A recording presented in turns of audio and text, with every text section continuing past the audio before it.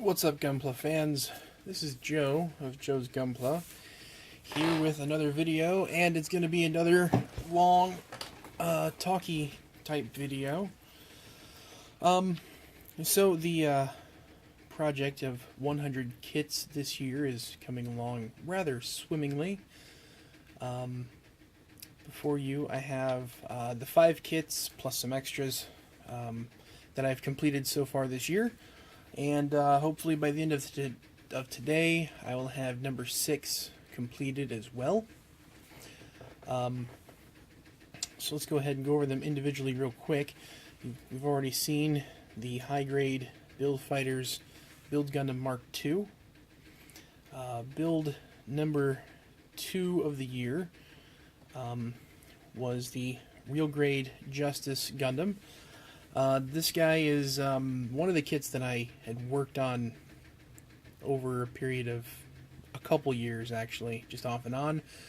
I tend to lose my steam with real grades. They, the build itself is rather intensive, and then all of those markings, and I like the markings, so I always try to do all of them. And if I can find a place for some of the extra warning decals and such that looks decent, I'll even try to put on a few extras. And then panel lining is also kind of a big deal with those guys. So it takes a while for me to really build them up to a level that I feel is appropriate. So the Real Grade Justice Gundam took a while, and everything was done except for panel lining. And I decided I needed to knock him off the list real quick. So he was number 2. Number 3 was the Build Burning Gundam back here. I've got him on this really cool display stand that I found online. It's got 4 spots for a kit to be displayed, and I wanted to put him on in a pretty decent action pose. He's kicking the crap out of 3 guys at once, because why not? I didn't use the foot effect part because I feel like I kind of want a second one. I didn't want him looking too asymmetrical. So I will be getting another Build Burning Gundam eventually. One to display in his normal mode, one with his flames all ablaze. And I'll go over some of the flaws of that kit a little later on in the video. The next up, the 4th build, was the Kubele Papillon. Bring her forward a little bit here so you can kind of see some of the work I did. And I don't have both sets of Real Touch markers, so I wasn't quite sure what colors to use to panel line this one.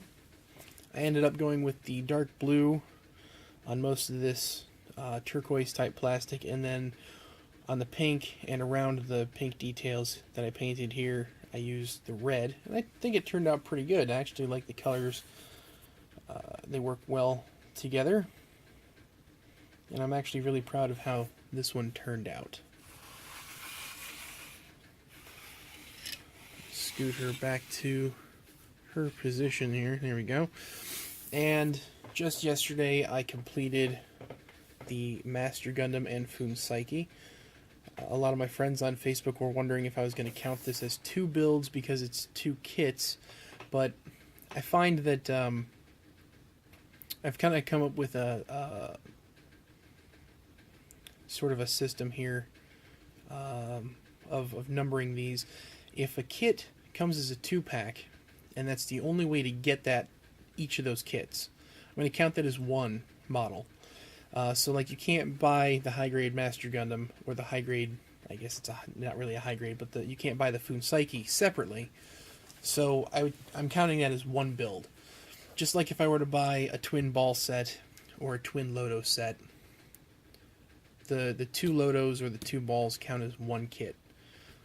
However, if I were to build, say, the Operation V set that has the original Gundam, the gun tank, and the gun cannon, I would probably count those individually, since you can buy them individually.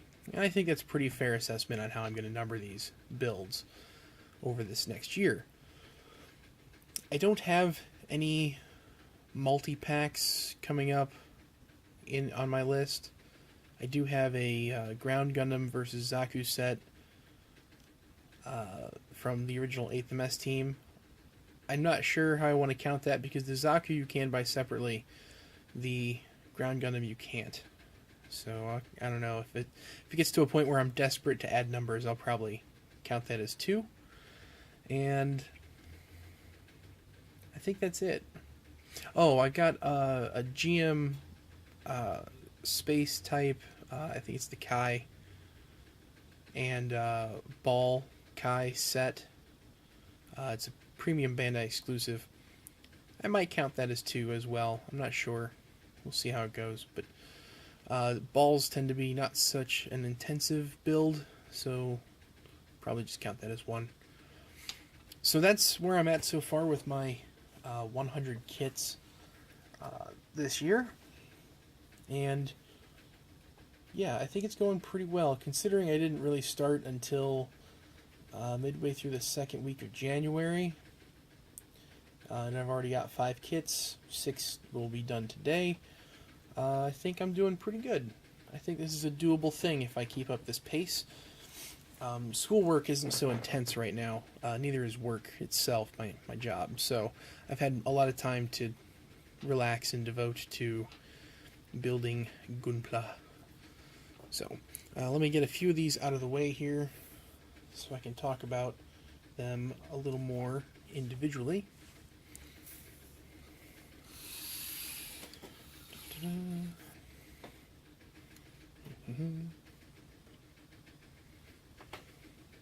First one I want to talk about is going to be the build burning, because I absolutely loved this build, and it was such an impulsive decision to build this one when I did. Mainly, I had watched last week's episode of Build Fighters and just needed to tackle it right away. Oops. The other 3 kits were built on that display were built quite some time ago. So they well, except for the amazing Exia built last year, but now I didn't bring all of his accessories out, but he has a number of hands, like a ton of hands. 2 of which are clear orange, so that he can use his effect parts without looking too strange. You know, gray poking out from inside the flames. And these hands, they're all one piece. You don't actually have to assemble these.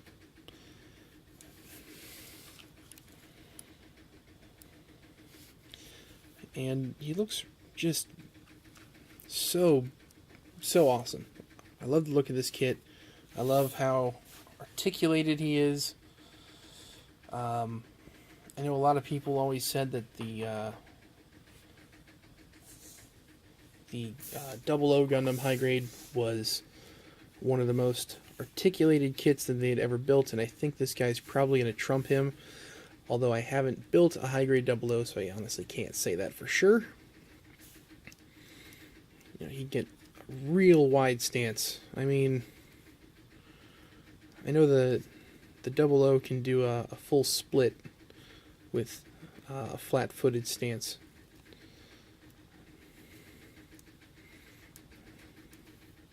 He's close. Real close. Let me see if I can actually make him stand up.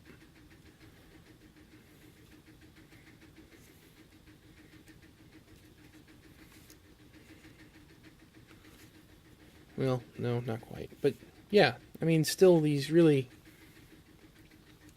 quite posable. One thing that I don't like about this particular build is the hips here are exceedingly loose for something that's meant to, do some crazy poses, with one foot in the air. That loose joint, he kind of just starts flopping over to one side or the other. And I mean, it's assembled all the way. It's pushed in there. It's just not as tight as it could be. Another thing that I didn't like about it was they touted this whole gimmick where these flames have joints here that twist and turn, and I find that if you don't actually take them apart and you try and twist them, the connection is so tight, I almost broke off a peg on one of them. So that's something you really need to watch out for. In fact, I was trying to do something a little maybe too fancy for the kit, and I had one flame set with both of the middle connections. So there was 4 on this side and then only 2 on this side. And I was trying to weave them around in sort of a spiral pattern around the kit. And I guess they're not made to do that, because when I tried to move, I think this one was on top of this one. I tried to twist it around. You can kind of see there's a gap between these two parts, because I actually started twisting this peg and it became very thin in the middle. When I tried to take it off, it stretched.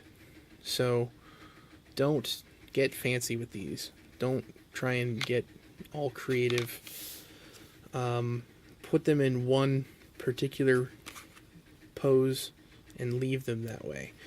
And that's another reason why I want to get a second one, is so I can get more creative with the setup without having to actually take these apart and weave them around. I'm just so afraid that they're going to break, especially this one that's already stretched out.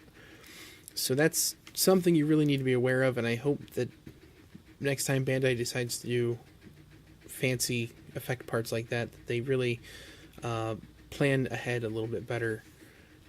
If you do get this kit and you haven't built it yet, maybe sanding down those pegs a little bit, just a hair, will loosen them up enough that you can actually twist them around and they won't fall apart.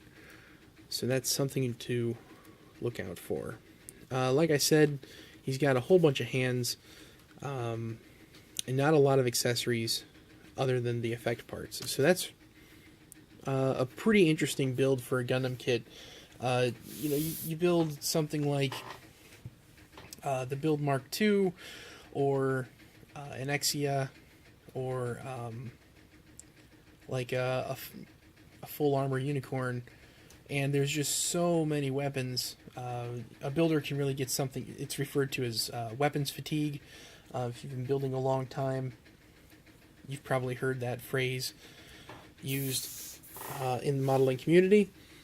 And you're building a kit that's very complicated to begin with, and it's taking weeks, and you put a lot of effort into it. Or even if you're just snapping it together in one day, you're putting a lot of effort and energy into the main body. And then you have all these weapons at the end of the build, and you're just like, I don't want to do anymore. So, you get to that point, and you just stop, and it goes on the back burner for a while. Well, you don't really get that with this kit, because there aren't any weapons. The effect parts are rather simple to deal with. The plastic's sort of soft, so if you're just a snapper, and you're not going to do anything fancy with them, cutting and cleaning off the nubs is pretty easy, because like I said, it's a soft, flexible plastic. And yeah, so you get a cool kit done in a matter of a few hours, and it looks really great. Either the blue or the orange clear parts look fantastic on the kit. My only complaints are the hips, really, and the effect parts not being as usable as they claim. So that's my mini review and a verdict on the build burning Gundam. The next up was the Kubele Papillon, And this kit in particular is just, it's such a bizarre design. I mean, the Kubele itself is a weird design. But this one is just, it's even more fanciful, I guess, is the word I'm looking for. The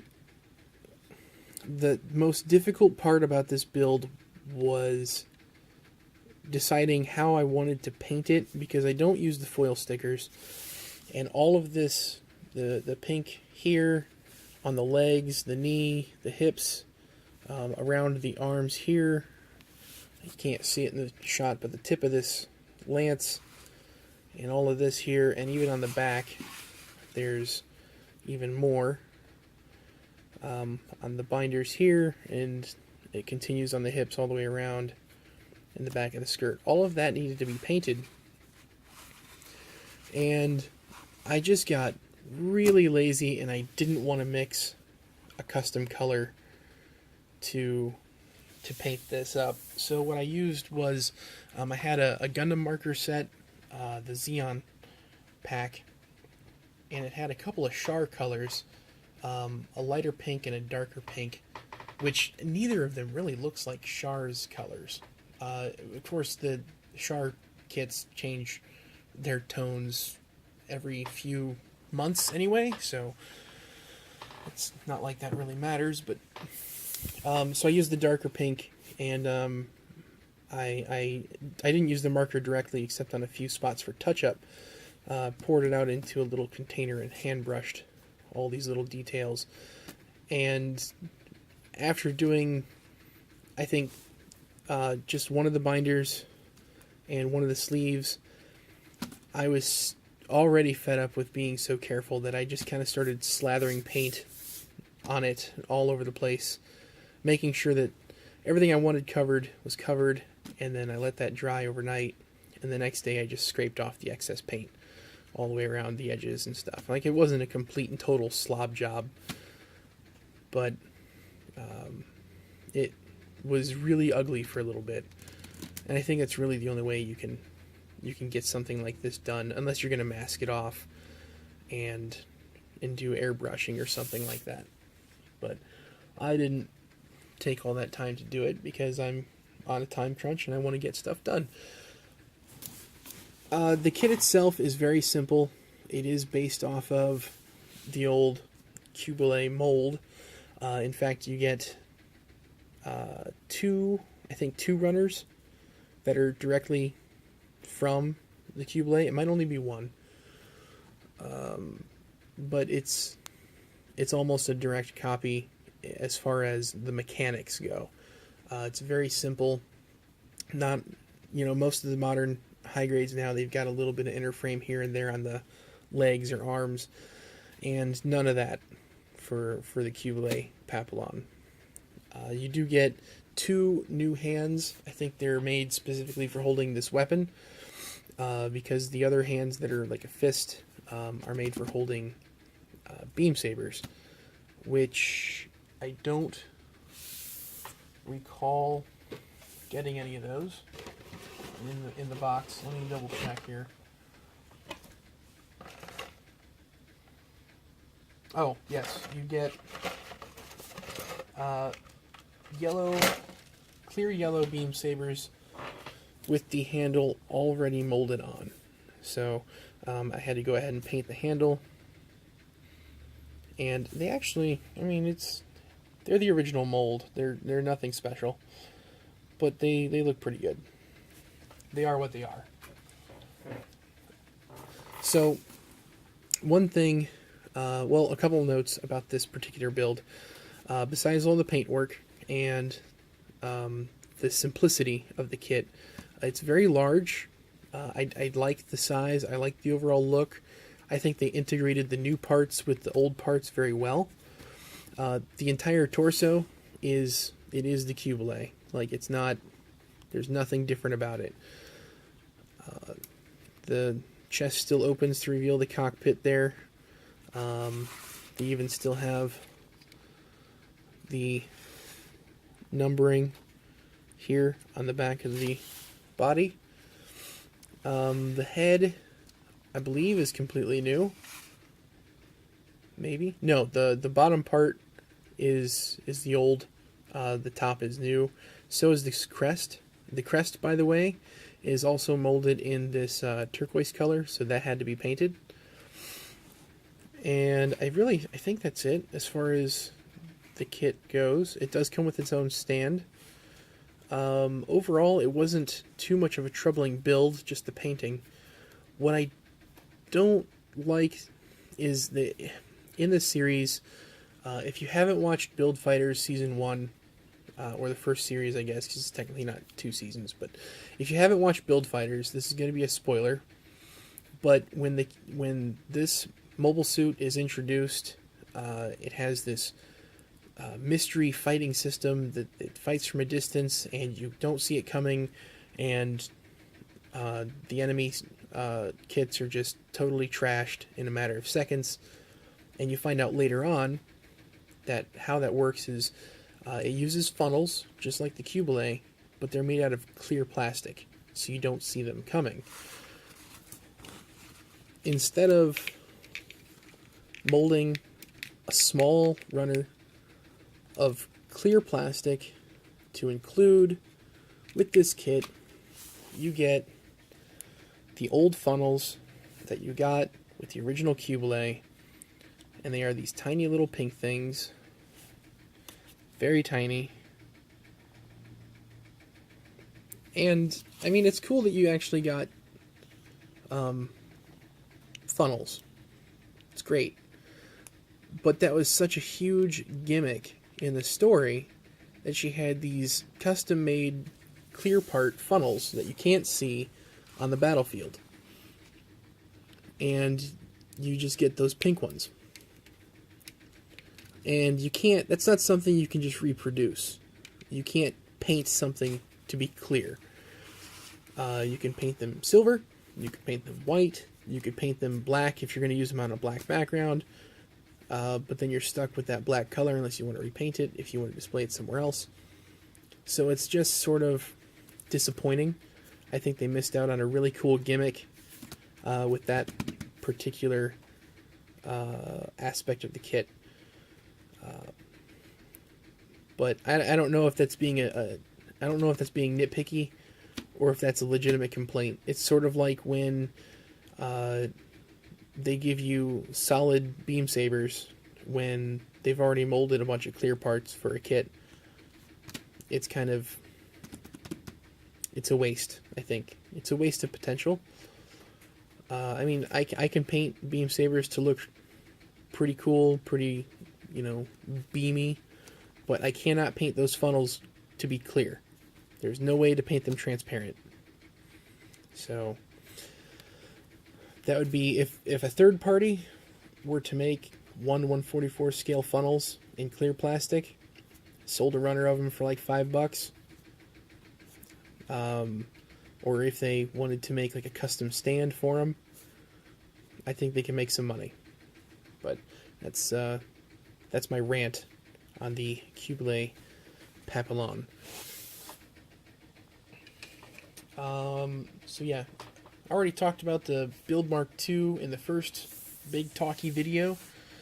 Not a lot to say about the real grade Justice. It's a real grade. It was complicated. Took me forever. Whatever. Let's talk about Master Gundam and Foon Psyche. I've had this kit, not exactly this kit, but I had a Master Gundam and Foon Psyche high grade in my backlog since it came out back in 2011, I think. It was one of those kits I was like, I have to buy it right when it comes out, and I did, and it sat in my backlog for so long. I actually ended up selling it last summer to a friend, and he built it immediately, like I should have. And I really, seeing him build it when we do our building at Barnes & Noble, just really made me want this kit again. So I bought it again. It came in with my last shipment of last year, I think. The big one where I got a bunch of Build Fighters kits. and I wanted to build him real soon. So I did, and I finally got him built, and it's really a great model kit. It's one of those things where, just like the high-grade God Gundam or high-grade Shining Gundam, it's more posable than the Master Grade. It includes the cape and cowl type gimmick, where it involves part swapping, which is fine. Let me get some of the accessories out here. And, you know, you've got to... Oops. Sorry, I'm messing with things in the background here. You do have to take off the wings to use this cloak configuration. And I think that's okay. Because if you really look at it, I think it's one of those things where, you know, when you watch the original Transformers and they change size when they transform, and you get the toy and you're like, there's no possible way to make Megatron shrink down into a tiny gun that Starscream can use. It just doesn't happen. So it's one of those things where it's a rubber robot. If you look at the wing here, this part here is this part here. Look how much fatter it is. And it's stretched out more here, especially. There's no way that these wings could fold out to all of this. That is a huge cloak. And there's just... It's even a little bit longer, as you can see there. There's just no physical way to make all of this compact enough to look as sleek as these do. So, having different parts, I say that's a-okay. Because I wouldn't want them to try and make this thing fold out into this thing and have the wings so big and fat and clunky. It just wouldn't look right, especially for something that's supposed to move around with martial arts and things like that. Not happening.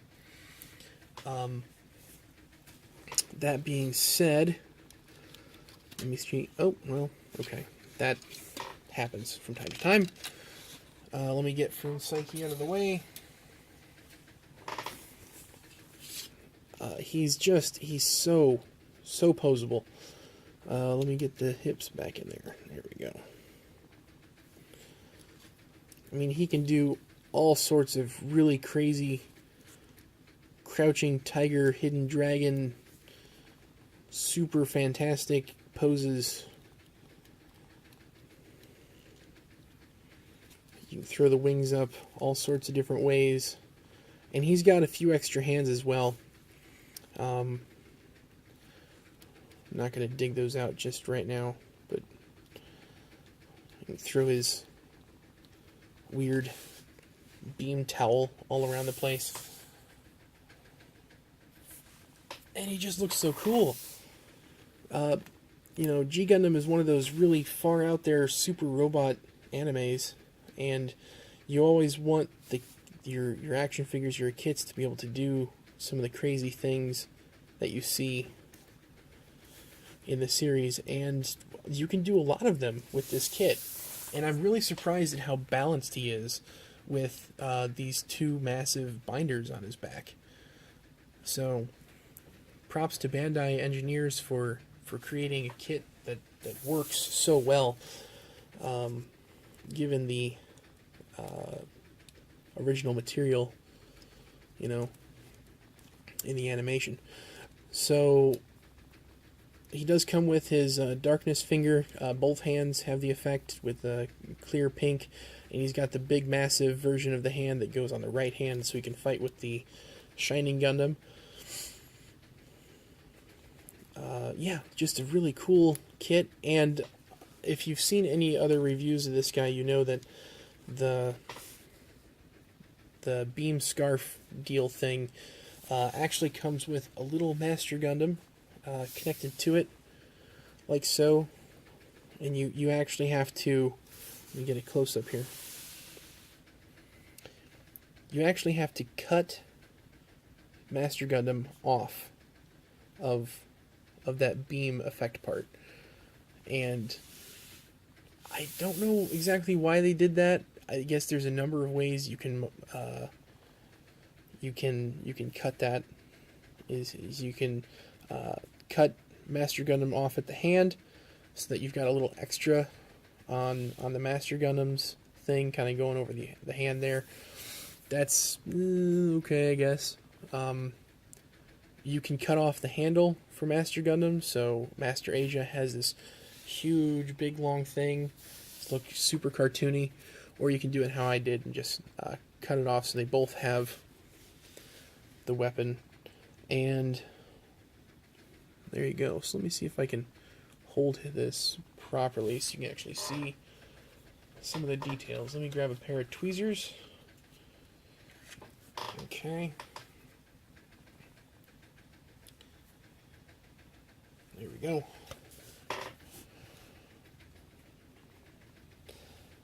Just tiny, tiny detail. And he's in this really cool pose, just kind of up on his feet or foot. And here's where I think I may have done something wrong. There is normally, this guy is molded with a little support from his knee that's up in the air here down to the base. And I cut that off because I wanted to have him going all crazy, all on his own, without any support. And I'm kind of regretting that decision because he is very, very wobbly. I'm really afraid he's going to snap off at some point. So I might rig something up to support him a little better. We'll see how that goes. Honestly, I don't know if I'm even going to paint him. But if I do end up painting him and detailing him up, I will add a support, maybe just a wire or something, so he's not, gonna break. So that's Master Asia and Master Gundam. Let's talk about Foon Psyche. Foon Psyche almost killed the build for me. Not because he was a complicated build, but because there is so much in the way of panel lining on this horse.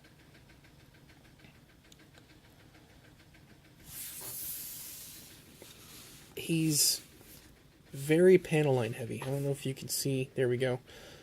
I need to get like a diffuser for that light. Maybe if let me see, turning this off. Okay, now you can kind of see a little bit better. I hope. Nope, still overexposed.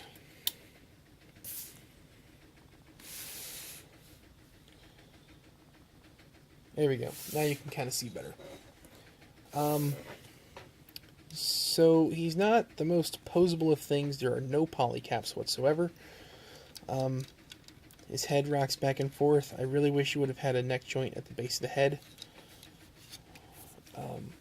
As it stands, that's all you get. Ball joints at the front legs, so you can kind of do a 360 and wobble around. These are on a ball joint, but they don't really give you a whole lot to work with as far as posability. And then these are on a hinge. The hooves are they're not going anywhere. They're on ball joints, but they are in there in a way that you can't move them. They're molded specifically to sit at a certain angle. The back legs, this is where I was most disappointed. They're on a square peg. And no, they don't turn. That's it. You get that pose. You can make him sit like a dog.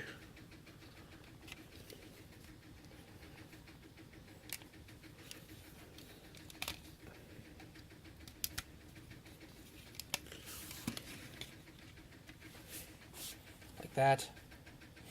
It's like the silliest thing.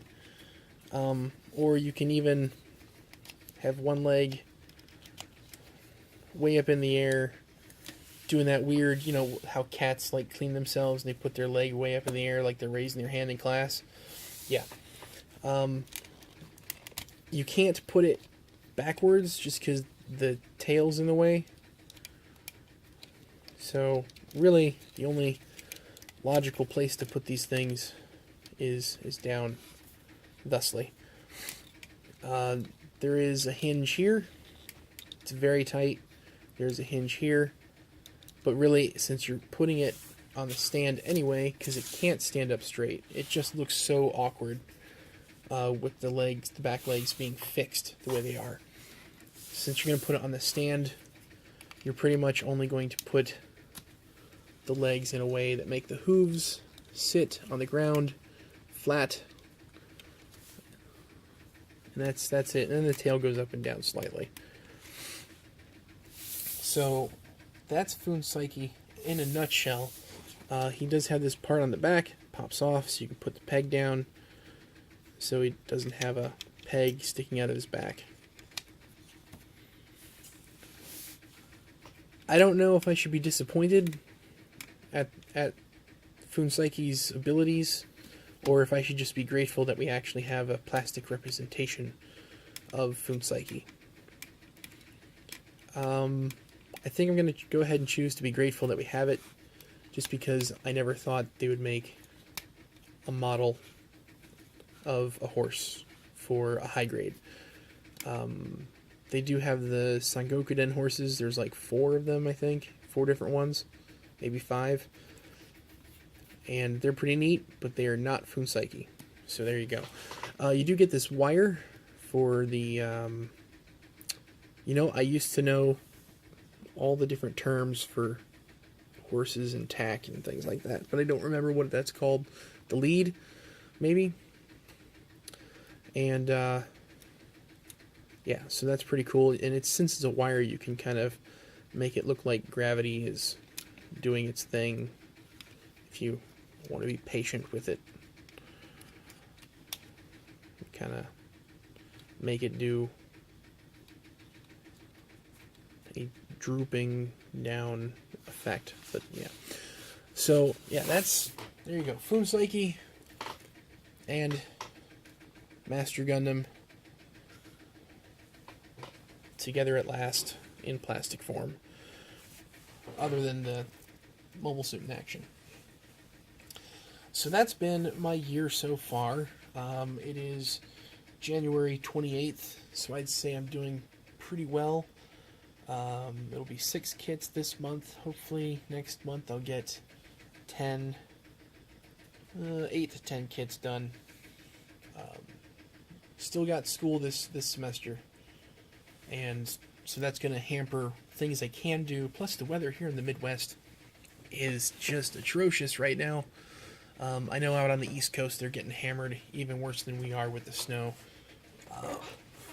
So we'll kind of see what happens there.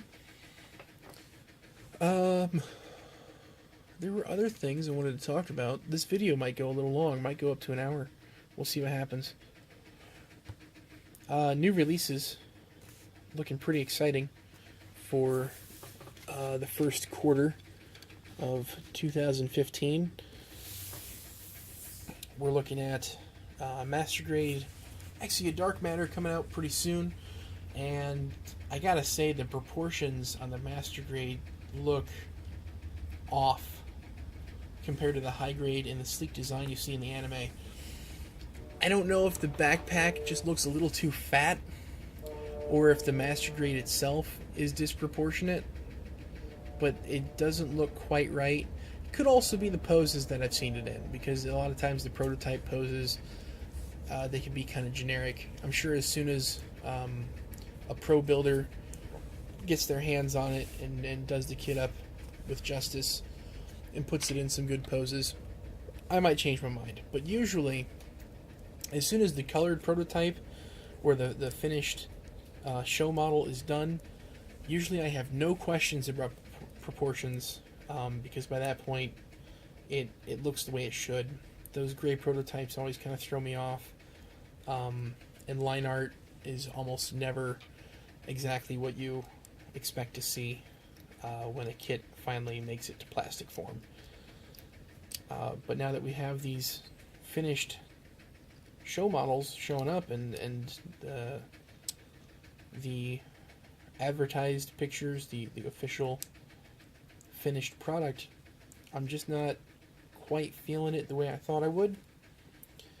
So we'll kind of have to wait and see how that goes. Pictures of Double X have also arisen, and it looks pretty good. The shield has, and I'm not really attached to X designs anyway, because I haven't seen the anime, and they're kind of, I don't know. I think the X designs are a little bit too gimmicky for me. I don't know if that's a thing, but the shield has a really weird gimmick where it can it's on an arm that extends out from the main body, and I don't know why it needs to do that, but it does, and I'm sure we'll see people use that for various effects and posing.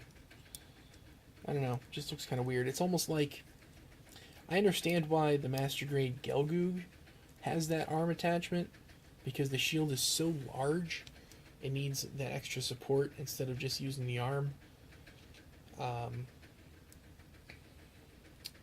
But yeah, I don't know why Double X needs that. I guess we'll wait and see.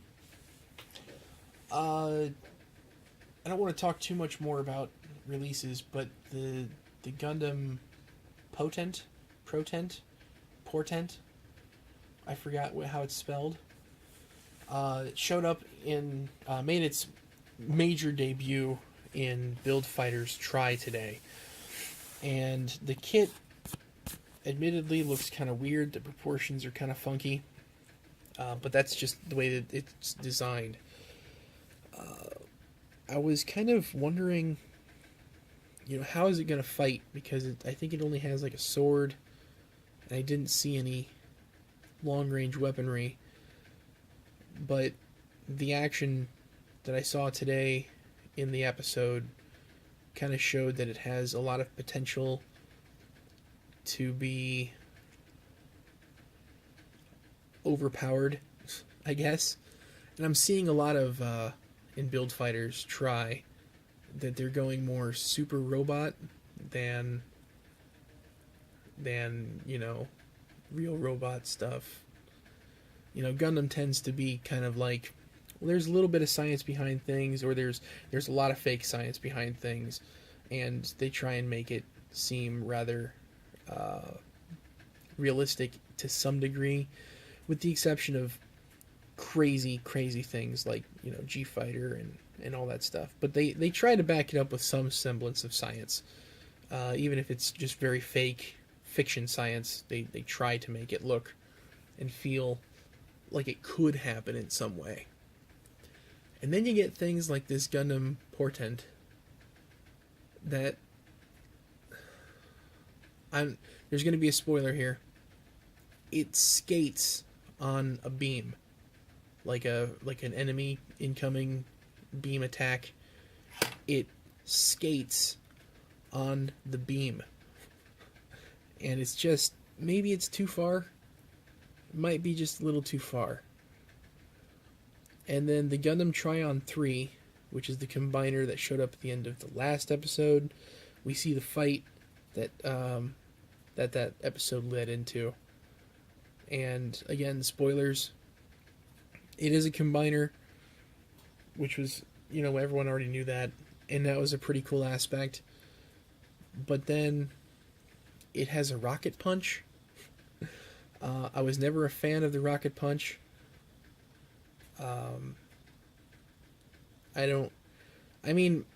In some aspects it can be used kind of cool. Like, the Zeong has the thing where its arms come off and fly off on wire-guided... it's got the wire guide. Sorry, I got distracted. Zeong's arms come off on a wire and they can fire, do an all-range attack, things like that. And that's a little less super robot-y. Even Master Gundam has the punch, but it's on a wire sort of thing. By the way, no wires for the high grade, so you can't do that punch with him.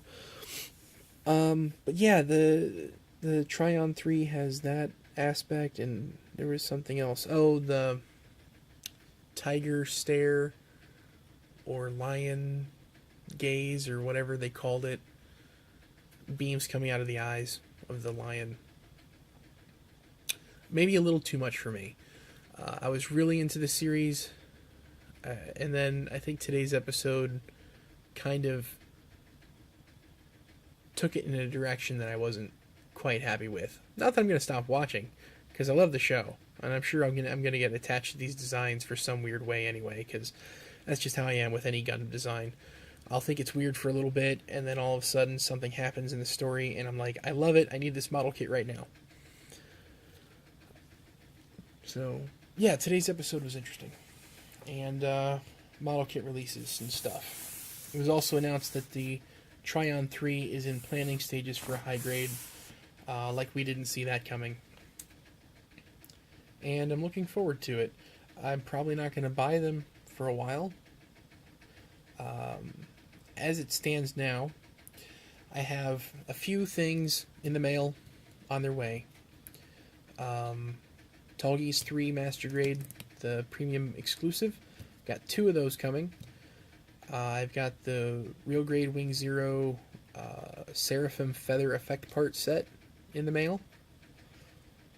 I have a few simple high grade cheap kits from Hobbylink Japan that are on order. 1 Master Grade from Hobbylink Japan, and then some supplies. And as far as regular release kits go, that's probably all I'm going to get this year. Are the few high grades I have on order already, and the 1 Master Grade. And that's it. I've got some pre-orders up for premium exclusive kits. Dozel's Rick Dom, because I really love that series that they're doing with the personalized kits with all the gold and Zabi family and all that stuff. And then the Gray Zeta, I have that on pre-order. There are 3 more P-Bandai kits that I'll order as soon as they're available, and that is the high grade Pale Rider, Master Grade Green Frame Banshee Noor, and Master Grade Red Zeta. And then there's gonna have to be something just spectacular that I cannot live without to be released as a premium exclusive before I order anything else. Because this year I want to focus on building and not so much on buying. So that's kind of where I'm at as far as Gunpla goes, because I need to start saving money for a number of things. Depending on what job I get in Japan when I go, my flight may or may not be paid for. Not to mention I'll want money to live on for the first couple weeks until I get paid. And I want to go to a convention this year. I've never been to a convention, and that really upsets me. I want to go to a convention before I leave the country. I am only an hour and a half-ish drive away from going to ASIN. So if I can get hopefully a couple people locally to go with me to ASIN, I'm going to go this year, and it's going to be a blast. ASIN is Anime Central, located in Chicago, at the Rosemont Convention Center. It is one of the few conventions in the nation that is 24 hours. They start Friday, and they go Friday, Saturday, Sunday, non-stop. And I think it's the only anime convention that is a 24-hour convention. So, I'm only at like an hour and a half drive away. Conceivably, I don't even need a hotel, because I could take the train up there, go immediately to the convention, because I'm going to order my pass and have it mailed to me. Just go in, have a blast for like 20 to 30 hours straight, take a train home, and then if I want to go back the next day after I sleep a little bit, I can do that. So, I can spend all of Thursday through, or, well, I guess it'd be Friday and Friday night, go home for a little bit and sleep, take the train back up there, and go Saturday night through Sunday evening, and have a blast. So, and that would save me $300 or so on a hotel room. So that's something I might consider. Or I might just get a hotel room because I'll need a place to store all my stuff that I buy. Of course, I might want to take it all home in batches depending on how much I get and what I buy. But yeah, looking forward to ASIN. I think that's it. I think that's all I need to talk about. I'm going to go, while this is uploading, I'm going to finish up my 6th kit of the year. It's the Master Grade Build Gundam Mark II. I just have markings and panel lining to do, and it'll be done. And then I'm probably going to start on kit number 7, and I haven't decided what that's going to be yet. It might be Miss Sazabi, or it might be one of my backlog kits that's in progress. Maybe like a 1/144 scale wing kit. I've got a few of those. And I'll be talking about one of those shortly, because I was looking at my Epion and I noticed that my modeling cement broke the heat whip in a number of places. So we'll talk about that probably in the next video sometime next week. So until next time, guys, I'm finally going to let you go. This has been a 52-minute video so far. But until next time, happy building, and I will talk to you all later. Take care.